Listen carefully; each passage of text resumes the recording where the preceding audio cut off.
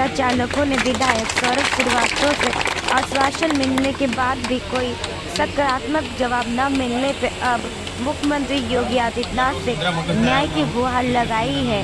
16 सितंबर को वे circuit house जाकर अपनी समस्याएं और रोड सभी लोग आए हुए हैं, पर आपकी ताली जो है ना कम बज रही है। परिवार का पालन पोषण कर सके। एजेंसियों ने भी चालकों को समर्थन देने का आश्वासन दिया, जिससे ई रिक्शा चालकों को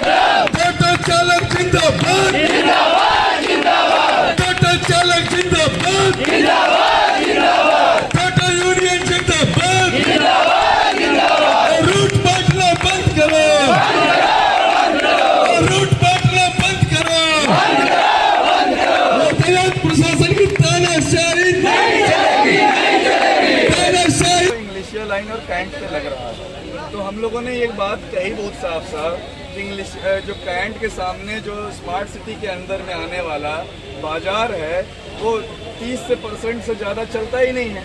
बस वो जगह को उन्होंने कब्जा किया हुआ है, तो क्यों ना वो जगह जो है ई रिक्शा चालकों को स्टैंड के रूप में दे देते हैं। उससे क्या होगा कि इंग्लिशिया लाइन पे बेवजह जो ई रिक्शा जो खड़े रहते हैं वो नंबर से जो है धीरे धीरे निकलेंगे अपनी बारी का इंतजार करते हुए, और जब जो है सवारी मिलेगी आगे बढ़ते जाएंगे। बाकी जो ई रिक्शा रुकते हैं वो ई रिक्शा स्टैंड के अंदर रुकेंगे। ऐसे ही नगर निगम का है वहाँ पे पार्क, वो जगह एकदम उपयोग में नहीं लाई जा रही।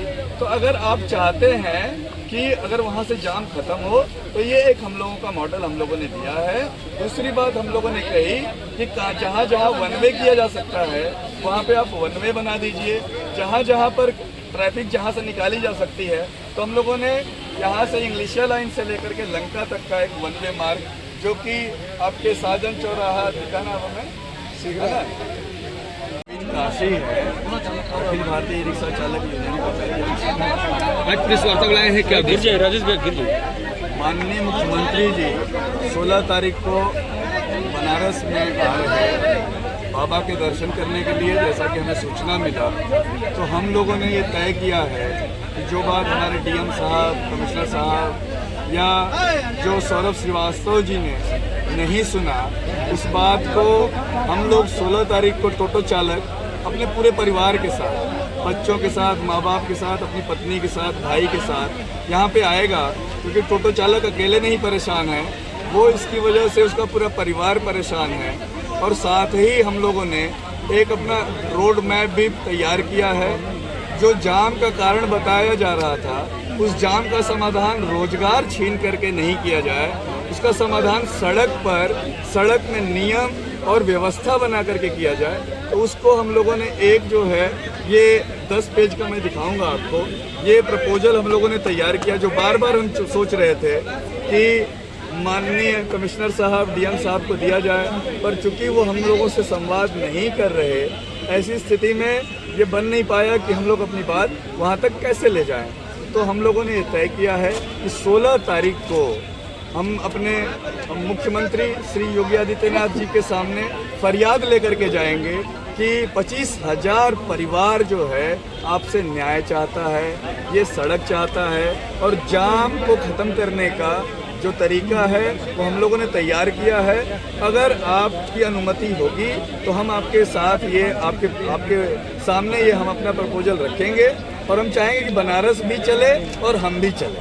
प्रधानमंत्री संसदीय कार्यालय आप लोग चाबी जमा करने के लिए गए थे, तो वहाँ पे विधायक जी से क्या बात हुई, क्या आश्वासन दिया आपको? सौरभ श्रीवास्तव जी ने हमें बहुत मजबूत आश्वासन दिया था। उन्होंने कहा था कि बस 24 घंटे के अंदर आपकी वार्ता कमिश्नर साहब से करवाई जाएगी। हम लोगों ने उनसे एक डेलीगेशन, एक प्रतिनिधि मंडल भेज करके जब बात किया तो उन्होंने अगले दिन फिर हमें 24 घंटे की मांग की। अभी तक हम लोग इंतजार में हैं। माननीय विधायक जी ने जो हमसे आश्वासन हमें दिया था, अभी भी ई रिक्शा चालक एक जो है इंतजार कर रहा है, उनके यहाँ से कोई जवाब नहीं आया कि वो घड़ी कौन सी है, वो समय कौन सा है जब इन ई रिक्शा चालकों को न्याय मिलेगा, जब इनकी फरियाद सुनी जाएगी। क्या लग रहा है कि ये बातें हवा हवाई हैं या कुछ वादे भी? अब इसका अर्थ तो आप निकालें। हवा हवाई है या क्या है, क्योंकि अगर उन्होंने अभी तक हमसे बात ही नहीं किया, कोई संबंध स्थापित नहीं किया। सौरभ श्रीवास्तव जी से हम लोग उस दिन विधायक के रूप में नहीं मिले थे, हम लोग प्रधानमंत्री कार्यालय के एक प्रतिनिधि, और गंभीर जो है बातचीत हमने उनसे की थी गंभीरता के साथ, पर सिर्फ विधायक के रूप में हमारी उनसे कोई बातचीत नहीं हुई थी। हम प्रधानमंत्री कार्यालय से बातचीत कर रहे थे उस समय। सौरभ श्रीवास्तव जी आपके साथ धरने बैठ गए थे इसमें जो है। बैठे थे, उनका हमने बड़ा सम्मान किया, धन्यवाद दिया। जिस कड़ी धूप में वो आकर के हमारे बीच में बैठे तो हमारा मनोबल बढ़ा, हमारा उत्साह बढ़ा। और लेकिन उसके बाद जैसे घंटे बीतते गए, अभी भी हम इंतजार में हैं सौरभ श्रीवास्तव जी की तरफ से। अभी तक कोई न फोन आया, न कोई सुध हमसे ली गई। यहाँ पे मंत्री हैं, विधायक हैं और प्रधानमंत्री का संसदीय क्षेत्र है। तमाम मंत्री आपको यहाँ पे एक सप्ताह से बेसी हो गया, अभी तक मतलब कोई मंत्री आपसे मिलने नहीं आए और इसका निवारण नहीं करने आए, तो क्या कहेंगे इस सरकार में? देखिए, इसका मतलब ये है कि कोई बड़ी ताकत है।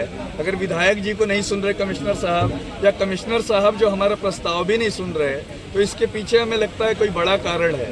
जैसा सुनने में आ रहा है बार बार कि कोई बजाज उदय करके कोई कंपनी इलेक्ट्रिक, वो जो है हमारा ई रिक्शा जो है नहीं चलने देना चाहती, और कुछ 200 बस का एक मालिक आया हुआ है, हमें नहीं मालूम कि मालिक साहब इलेक्ट्रिक बस है, एसी बस, वो चाहते हैं कि यहाँ पर जितने भी पर्यटक आते हैं उनकी कमाई वो खुद करें, यहाँ का गरीब जो है अपना रोजी रोटी न चलाए। क्योंकि आप जानते हैं ये ई रिक्शा हमारे माननीय प्रधानमंत्री जी ने शुरू किया हमें रोजी रोटी देने के लिए।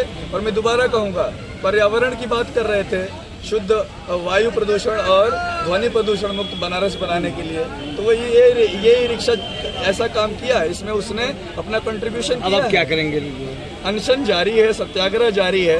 देखिए, हमने कहा हमारा जब तक हमारी मांगे नहीं मानी जाती, हम लोग, मेरा सत्याग्रह, मेरा अनशन नहीं खत्म होगा। इसके साथ ही हमारे बीच में हमारे वकील साहब भी हैं और हम लोग माननीय न्यायालय जा रहे हैं। हम लोगों ने जो है RTI के माध्यम से कुछ प्रश्न जो है अपने पुलिस कमिश्नर और DM साहब से किया है। हाँ, मुख्य मांगे क्या? ये हमारे जो प्रश्न है, क्या किसी शासनादेश के तहत वाराणसी में मुख्य रूप से केवल ई रिक्शा पर QR कोड रूट निर्धारण किया गया है? ठीक है। दूसरा प्रश्न है, वाराणसी प्रशासन द्वारा केवल ई रिक्शा को ही जाम का मुख्य कारण क्यों माना गया? तीसरा कारण है, क्या वाराणसी प्रशासन द्वारा ई रिक्शा चालकों को प्रशिक्षण कभी दिया गया है, और क्या वाराणसी में इनको निर्धारित स्टैंड दिया गया? पांचवा, क्योंकि इसका हम लोग बहुत बड़ा राजस्व चाहते हैं, हम लोग न्याय चाहते हैं। हम लोग यहाँ की जनता है, हम न्याय चाहते हैं। हमारे बच्चों की फीस, इस ई रिक्शा के 95% से ज़्यादा ई रिक्शा जो है लोन पर है, इसकी किस्त जो है नहीं जा रही। एक भैया ने कहा एक झटके में 25,000 परिवारों का रोजी रोटी, 25,000 लोग के पीछे 25,000 परिवार है, हर परिवार में 5 लोग है, करीब 1.5 लाख लोग वहाँ पे। और हर जगह पे जहाँ वो पंचर की दुकान है, मैकेनिक की दुकान है, वहाँ भी 4-5 लोग काम करते हैं। ऐसे 10,000। आपने मुख्यमंत्री कुछ बोला है क्या? हम माननीय मुख्यमंत्री जी से 16 तारीख को जाएंगे, पूरी फरियाद लेकर के। बच्चे, बूढ़े, घर में जितने सदस्य हैं वो सब यहाँ आएंगे। हम लोग देश का झंडा लेके माननीय मुख्यमंत्री जी के सामने हम न्याय का गुहार लगाएंगे, और हम लोग इंतजार करेंगे, क्योंकि माननीय मुख्यमंत्री जी न्याय प्रिय हैं और वो जो है गरीब जनता की बात सुनते हैं।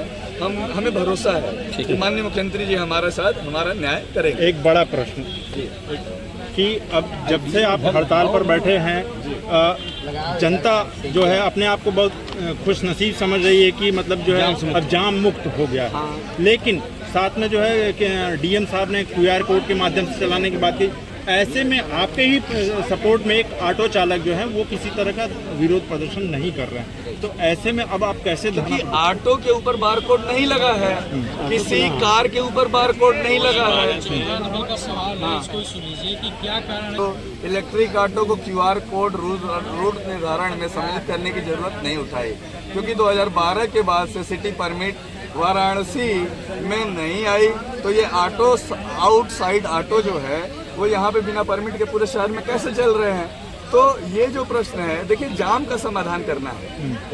आप जाम मुक्त करिए, रोजगार मुक्त मत करिए। बेरोजगारी पहले से बहुत ज्यादा है, तो हम जाम मुक्त करने का आपके पास सहयोग कर रहे हैं। हम आपको मॉडल दे रहे हैं। मैंने बताया कि हमने एक प्रस्तावना दिया है। आप कैंट के सामने जाइए, एक स्मार्ट सिटी का जो बाजार है वो 40% से ज्यादा नहीं चलता, 60% दुकानें बंद हैं, लेकिन वो जबरन जो है उसे ऑक्यूपाई किया गया है पूरे जगह को, पूरे उस सड़क को। अगर वहाँ पे आप ई रिक्शा को खड़ा होने की जगह दे देते हैं तो वहाँ इंग्लिश लाइन पे जाम खत्म हो जाएगा, क्योंकि रिक्शा यहाँ के पिलर के पास खड़े हो जाएंगे। उधर कई सारे पार्क पड़े हुए हैं।